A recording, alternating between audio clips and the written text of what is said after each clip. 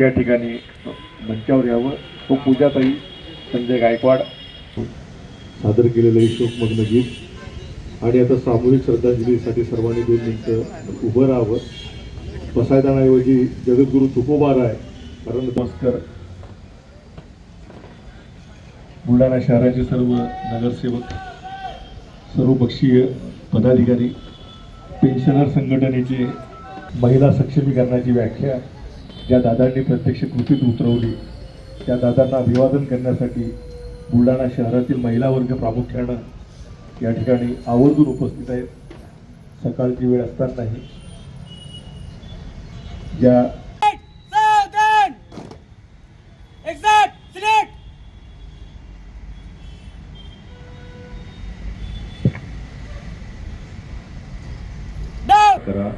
सहस्रपादा सहस्रकरा क्षीरसागरा शेषशैला कमलनयना कमला. स्वर्गीय अजितदादा पवार यांच्या निधनानंतर संपूर्ण महाराष्ट्रात जी हळहळ व्यक्त केली गेली आहे आणि बुलढाणा जिल्ह्यात देखील त्यांचा आज जो आहे अस्थि कलश जो आहे तो पोहोचलेला आहे आणि आपण या ठिकाणी बघू शकता मोठ्या संख्येने जे आहेत सर्व पक्षीय पदाधिकारी असतील, कार्यकर्ते असतील ते या ठिकाणी पोहोचलेले आहेत. आणि या माझ्या उजव्या बाजूलाच या ठिकाणी जो कलश आहे तो अस्थि कलश या ठिकाणी ठेवण्यात आलेला आहे. या कलश या ठिकाणी जे आहेत सर्व पक्षीय पदाधिकारी जे असतील, कार्यकर्ते असतील, बुलढाणा शहराच्या नगराध्यक्ष आहेत, नगरसेवक आहेत, विविध पदावरील जे पदाधिकारी कार्यकर्ते आहेत ते या ठिकाणी येऊन अस्थि कलशाला या ठिकाणी अभिवादन करत आहेत. आणि सर्वसामान्य नागरिक देखील या ठिकाणी मोठ्या संख्येनं या गांधी भवन परिसरामध्ये या ठेवलेल्या या अस्थि कलशाचं या ठिकाणी दर्शन घेत आहेत.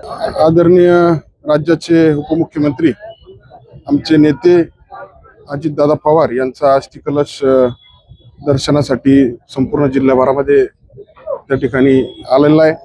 आणि आम्ही परवापासून सिंदखेडराजा मातृतीर्थ राजवाड्यापासून अस्थि कलशाची त्या ठिकाणी दर्शनाला उपलब्ध त्या ठिकाणी ठेवला होता. आणि तिथून मग लोणार असेल, मेकर असेल, खामगाव असेल, शेगाव असेल, जळगाव जामोद, वरवड बक्काल असा सगळा करत नांदुरा त्यानंतर मलकापूर, मोताळा आणि आज बुलढाणा या ठिकाणी आपण सध्या इथं आलेलो आहे. सगळेच जण भावनिक झालेले आहेत आणि भावनिक अशा भावुक वातावरणामध्ये सगळेजण दर्शन कलशाचं घेत आहेत आणि वारंवार लोकांना सातत्यानं दादाची आठवण या निमित्तानं होती. खरं तर एवढा हा क्षण म्हणजे सत्यता मानायला कोणी तयार नाही अशा पद्धतीची परिस्थिती आता निर्माण झालेली. आता अस्थि कलश चिखली आणि नंतर देऊळगाव राजाला त्या ठिकाणी दर्शनासाठी उपलब्ध असेल. आणि त्यानंतर संत चोखासागर आमचा खडकपूर्णा प्रकल्प या ठिकाणी दादांचा अस्थि कलशचं त्या ठिकाणी विधिवत त्या ठिकाणी विसर्जन त्या ठिकाणी होणार.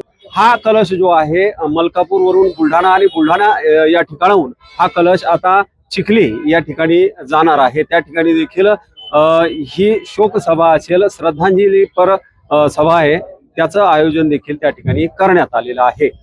दीपक मोरे, नवराष्ट्र, बुलढाणा.